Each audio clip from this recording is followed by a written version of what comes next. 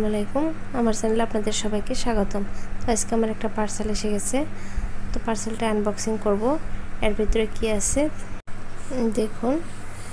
তো পার্সেলটা খোলার জন্য আমিও এক্সাইটেড ছিলাম, আর সাথে আমার মেয়েও খুবই এক্সাইটেড। দেখুন ধরার জন্য কতটা ইচ্ছা করছে দেখুন।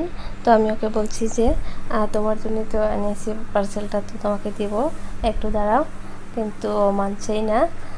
যাই হোক, পার্সেলটা খোলা হয়ে গেল। মানে এটা হলো একটা বুক।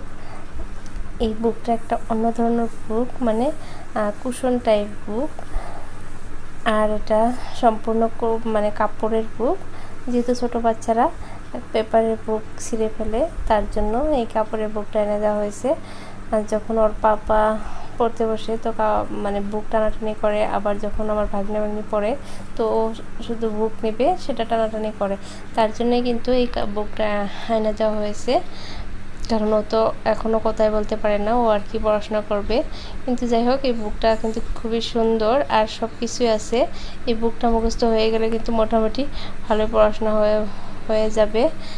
কত ধরনের পড়া আছে, মানে ফ্রুটস, বার্ডস, অ্যানিমেলস, তারপরে ভেজিটেবলস, সব কিছুই পাওয়া যাবে। এখানে টেবলও আছে।